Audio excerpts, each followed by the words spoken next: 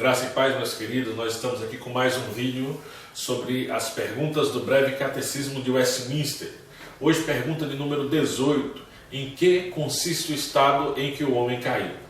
Às vezes nós precisamos entender direitinho o que eles querem dizer, porque a gente lembra, né, o breve catecismo ele foi escrito na Assembleia de Westminster em 1600 e pouco. Então, de 1600 para cá, as palavras mudam um pouco. Mesmo com as várias atualizações, às vezes não fica numa linguagem bem corriqueira.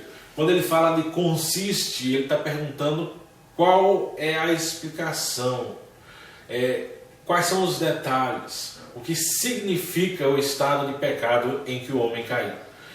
E a resposta é: o estado de pecado em que o homem caiu consiste na culpa do primeiro pecado de Adão, na falta de retidão original e na corrupção de toda a sua natureza, o que ordinariamente se chama pecado original, juntamente com todas as transgressões atuais que dele procedem.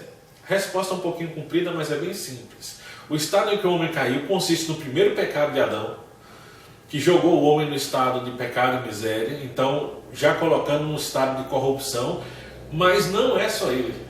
Ela vem acompanhada também de todos os pecados que nós cometemos depois dele. Na verdade, o pecado de Adão ele é um destrancar da porta, e depois, por estarmos em estado de pecado, nós acabamos cometendo outros pecados. Então isso não vai ser somente Adão, mas também toda a culpa que nós carregamos das nossas próprias transgressões. Romanos capítulo 5, versículos 18 e 19, vamos dizer assim: assim como, pois, por uma só ofensa veio o juízo sobre todos os homens para a condenação, assim também, por um só ato de justiça, veio a graça sobre todos os homens para a justificação que dá vida. Aí o versículo 18 de Romanos 5, 18 e 19. Então, como por um só homem entrou o pecado, também por um só ato de justiça em Cristo. Então, se não partilhássemos do mesmo pecado de Adão, tampouco poderíamos também ser salvos pelo mesmo ato de justiça. Mas também, lá no capítulo 8 de Romanos ainda, versículos 7 e 8, ele fala: por isso o pendor da carne é inimizade contra Deus. Pendor é como se fosse uma penhora, o selo, é quase que um chaveiro, algo assim. O pendor é aquela marca, como que hoje o sujeito anda com a carteira, com o crachá que o identifica como funcionário da empresa.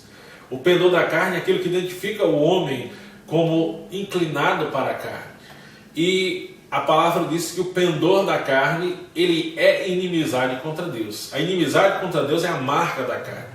Por quê? Porque o homem, versículo 7 de Romanos capítulo 8, o pendor da carne é inimizade contra Deus, pois não está sujeito à lei de Deus e nem mesmo pode estar. Portanto, os que estão na carne não podem agradar a Deus. Então a carne ela afasta o homem de Deus. Então quando o pecado original de Adão vem, ele abre a porta, mas nós continuamos em pecado porque nós estamos direcionados pelo pecado. Se não for o ato de justiça de Cristo, nós não temos como nos afastar disso. E ainda o nosso último texto, Salmo 51, 5. Lembre, quando eu falo último texto, é o que nós vamos falar aqui no vídeo. Você pode ver lá no catecismo, no breve catecismo, ele tem vários outros. E é interessante você estar lendo todos eles. Mas o Salmo 51, 5, o último texto que vamos tratar, ele fala: eu nasci na iniquidade e em pecado me concebeu minha mãe. Então o salmista ele diz claramente aquilo que acontece por causa do pecado original.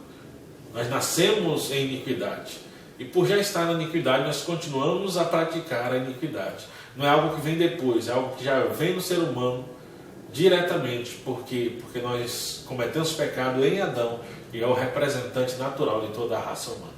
Então, o que consiste o estado de pecado em que o homem caiu?